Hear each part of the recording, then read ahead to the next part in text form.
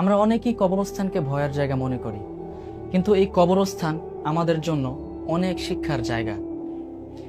আর এই কবরস্থানে কিন্তু শুয়ে আছে আমাদের প্রিয়জন, অর্থাৎ আমাদের আব্বু আম্মু যাদের নেই, ভাই বোন, আত্মীয় স্বজন ইত্যাদি যারা দাফন হয়ে আছেন।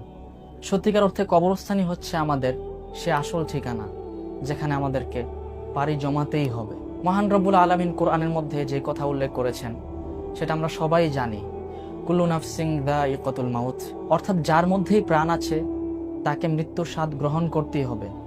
এটা থেকে বেঁচে থাকার কোনো প্রশ্নই আসে না, কোনো সুযোগ নেই। রাসূল সাল্লাল্লাহু আলাইহি সাল্লামও কিন্তু বলেছেন যে তোমরা বেশি বেশি কবর জিয়ারত করো, কেননা এই কবর জিয়ারত করার মাধ্যমেই তোমাকে আখিরাতের কথা স্মরণ করিয়ে দিবে। আল্লাহু আকবার। সুতরাং ভাইরা, আমরা অনেকেই কবরস্থানে যেতে ভয় পাই, বা আমরা ছোটকাল থেকে শুনে আসছি যে কবরস্থানে নাকি অনেক জিন থাকে, অনেক শয়তান থাকে, বা এটা অর্থাৎ এটা একটা ভয়ানক জায়গা। কিন্তু আসলে কি তাই? আমাদের যখন মৃত্যু হয়ে যাবে তখন তো আমাদের সেখানেই চিরস্থায়ী আমাদেরকে দাফন দিয়ে আসা হবে।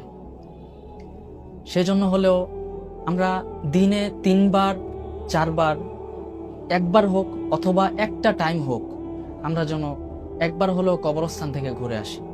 শুধু ঘুরে আসলে হবে না, কবরবাসীর জন্য দোয়া করতে হবে, এবং নিজে কখন মৃত্যুবরণ করব সেই চিন্তা ফিকির আমাদেরকে লালন করতে হবে। আর সেজন্য হলেও আমাদেরকে এই দুনিয়ার মধ্যে আল্লাহ তাআলাকে স্মরণ করতে হবে, আর ভালো ভালো কাজ করে যেতে হবে, যেন মৃত্যুর পর আল্লাহ তাআলার কাছে অন্তত কিছু হলেও প্রশ্নের জবাব দিতে পারি। আল্লাহ তাআলা আমাদেরকে বেশি বেশি কবরস্থানে যাওয়ার এবং নিজের মৃত্যুর কথা স্মরণ করে যেন ইবাদতে মগ্ন হতে পারি, সেই তৌফিক দান করুন।